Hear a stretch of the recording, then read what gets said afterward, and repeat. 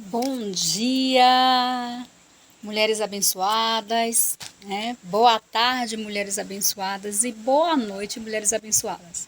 Eu não sei que horário você vai estar vindo, então eu já estou desejando boas-vindas a todas.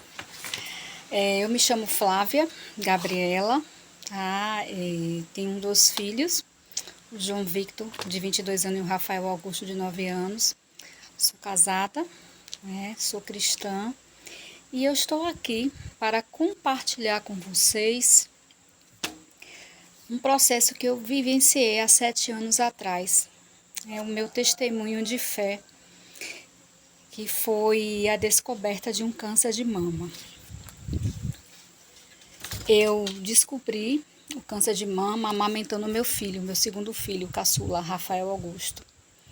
E você receber um diagnóstico de câncer de mama realmente é muito difícil, muito difícil. Ainda mais quando você tem uma criança, né? Você está amamentando uma criança. Então, quando você recebe esse diagnóstico, a primeira coisa que veio na minha mente foi que eu ia morrer. A gente acha que vai morrer, né? Que não vai viver. E eu fiquei muito angustiada e sempre perguntando a Deus por que eu estava passando por esse processo, né? Porque nós cristãos achamos que a gente não vai passar por nada e pelo contrário, nós vamos passar sim. Mas quando nós temos um Deus que nos sustenta, a gente pode tudo, né? Como diz a palavra do Senhor, tudo podemos naquele que nos fortalece, que é Ele. E eu costumo dizer que esse período que eu descobri o câncer, eu passei uns 3 meses pelo deserto. O deserto é necessário para o nosso crescimento espiritual, para o fortalecimento de nossa fé. E foram dias assim terríveis, porque eu não aceitava de forma alguma estar passando por esse processo, né? Questionava sempre a Deus o porquê, e ele sempre me dizia que era necessário que eu passasse, que eu tinha que esperar e que ele estaria comigo a todo instante. E eu só tinha 2 opções: ou confiar ou não confiar em Deus.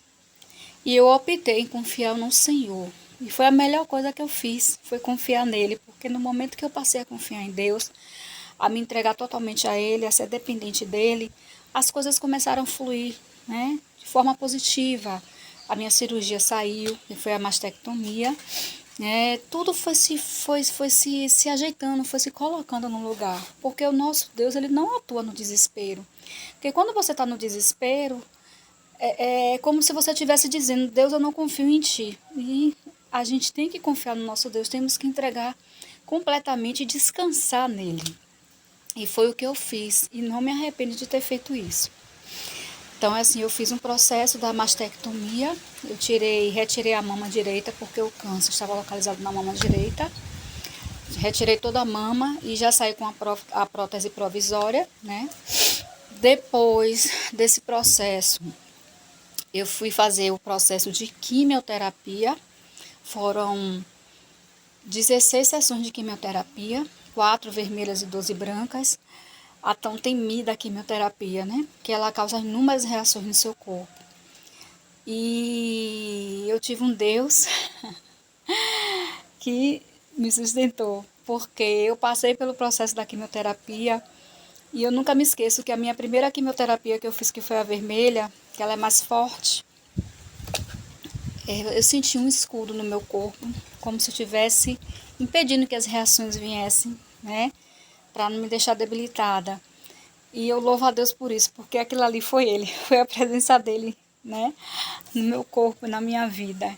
Então eu só tenho a agradecer a Deus. Eu passei pelo processo de quimioterapia, graças a Deus não tive consequências maiores. As reações que eu tive foram praticamente nenhuma, né? Eu não perdi o paladar, né? Louvei a Ele, pedi a Ele, orei, e Ele ouviu minha oração. Fiquei careca, né? Porque a quimioterapia da mama, ela atinge as células do couro cabeludo, então eu fiquei carequinha, sem cabelo nenhum. Mas ele me deu um outro cabelo, né? Lindo, mais forte, saudável. E ele fez um renovo na minha vida. Pronto, passei o período da quimioterapia. E depois eu fui para o processo da radioterapia, que foram 25 sessões. Eu vou só ressaltar aqui umas 2 passagens bíblicas que o Senhor tinha me dado. No processo da quimioterapia, ele me deu Isaías 43, de 1 a 3, né? Que dizia: não temas, eu te remi, quando passares pelas águas, eu estarei contigo, né? Você não se afogará. Quando passares pelo fogo, você não se queimará. Então, realmente foi extraordinário, né? Eu senti a presença de Deus, porque eu passei por todo esse processo e ele só, a todo instante, ele ficou ali me sustentando, me mostrando: estou cuidando de você, né? Bom, como eu te falei, eu passei pelo processo da rádio, também não tive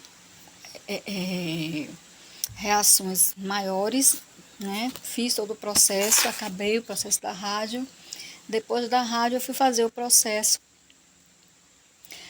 da reconstrução da mama, né? A segunda parte, que foram depois de 2 anos. E o Senhor tinha me dado a passagem de Cantares de Salomão 7:3, que dizia: os seus 2 seios como seios de gazela gêmeas, te darei 2 seios de gazela gêmeas, que são seios novos. E ele me deu seios novos, né?